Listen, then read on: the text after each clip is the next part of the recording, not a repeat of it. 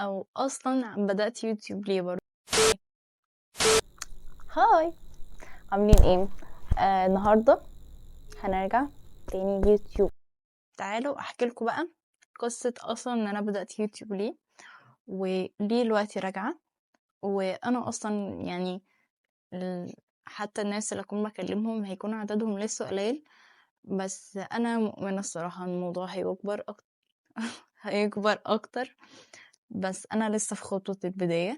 خطوة البداية دي انا مكنتش عارفة اخدها من 2015. احنا حاليا بقينا في اول 2024. الفرق بتاع 9 سنين. فرق يعني محدش ممكن يتوقع ان هو يفضل قاعد كل ده اصلا، بس في ناس بتكسل اكتر من كده. فان انت تاخد خطوة احسن من ان انت متاخدش حتى لو خدتها متأخر. فبس النقطة هنا كانت بدأت بان انا كنت لسه يعني طفلة، كنت ماسكة تابلت وكده، وكنت حابة ان انا اقدم محتوى، بس انا كنت لسه مش فاهمة.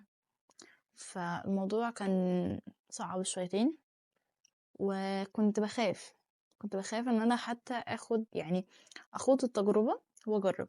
بدأت اجرب تقريبا، مش عارفة الصراحة اول فيديو نزلته امتى، 2019 تقريبا. كنت ماسكة الصراحة تليفون تاني. التليفون الكاميرا فيه كانت بتتهز اصلا. بس يا جماعة بجد، انا ما انكرش ان انا فعلا بحب البداية دي، لان من غيرها تقريبا ما كنتش هبدأ دلوقتي، او حتى ما كنتش هحاول ان انا ارجع تاني دلوقتي. مع ان انا انقطعت سنة كاملة ما نزلش تقريبا غير فيديو واحد كنت بحاول انزله، بس انا ما كنتش واثقة الصراحة ولا في نفسي، ولا في ان انا اقدم محتوى على اليوتيوب، لان كنت حاسة ان الموضوع يعني في البيئة اللي حواليا مش هينفع.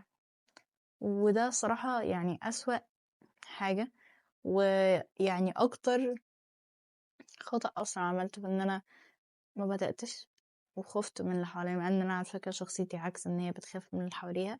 بس كان الموضوع يعني في نقطة ان انا كده. السوشيال ميديا موقع حاجات اكبر من ان هي تكون مجرد يعني في الاماكن اللي جنبنا بس. فالناس هتعرفني بشكل اكبر. طبيعي الناس مش هتعرفك او مش هتتشهر على اليوتيوب بالذات غير لما تكون مستمر. وانا يعني احبطت كتير قوي في حاجات كتير جدا، فما كنتش بستمر الصراحة، او كنت ما بستمر بلاقي حاجات تيجي سلبية فبقوم وقعتيني. فبس انا حاليا تقريبا اخر فيديو كنت عملته كنت لسه في تانية ثانوي. كنت لسه هدخل على الترم التاني تقريبا في تانية ثانوي. والفيديو اللي بعده تقريبا عملته، مش فاكرة والله انا نزلته اصلا ولا لأ، بس ما نزلتش حاجة من بعدها. انا حاليا دلوقتي اولى كلية ما دخلتش الكلية اللي كان نفسي فيها. يعني هنتغاضى الموضوع ده. بس ممكن اكون عندي ثقة شوية في نفسي. طورت التليفون يا جماعة، انا كنت هجيب ايفون بس انا مش من محبين الايفون. فانا بحب الاندرويد اكتر، وان حاجة تديني برضو كواليتي كويسة. وانا بحب التصوير اصلا، فالموضوع بالنسبة لي ألذ. بس الايديت حاليا او المونتاج بجد بالنسبة لي بقى رخم.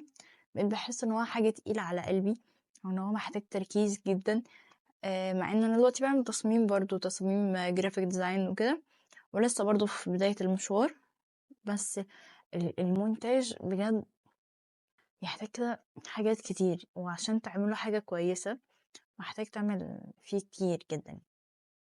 بس حاسة ان انا يعني اتكلمت في كذا حاجة في نفس الوقت. بس كان المغزى في الموضوع ان انا ليه بدأت تاني، عشان حابة المجال، ونفسي يعني هو كان حلمي من وانا صغيرة، فانا نفسي اكمله واستمر فيه. بس يا جماعة كده الدردشة معاكم خلصت. بس اخر حاجة، ان شاء الله احتمال الفيديو ده ينزل يوم الاربعاء بالليل، اللي هو حاليا في الوقت اللي مصور فيه دلوقتي اصلا، يا هننزل الساعة يوم الخميس الصبح. لسه مش عارفة الصراحة هيكون التوقيت بالظبط امتى، بس ان شاء الله لما احدده بعد كده هحاول ان انا انسقه كل اسبوع بنفس الميعاد. ولو قدرت ان انا ازود يوم هزوده. وهيكون في محتوى بعد كده، مش هيكون دردشة بس، هيكون في حاجة هاند ميد هتتعمل او رسمة او حتى لو رسومات ديجيتال. وهبقى اصور لكم مثلا فيديو اصلا من على التابلت، وفيديو برضو ما احنا بنبدأش. ان شاء الله في فعلا الفترة الجاية يكون حاجات مرضي بجد. بس صبر كده شوية. يلا باي.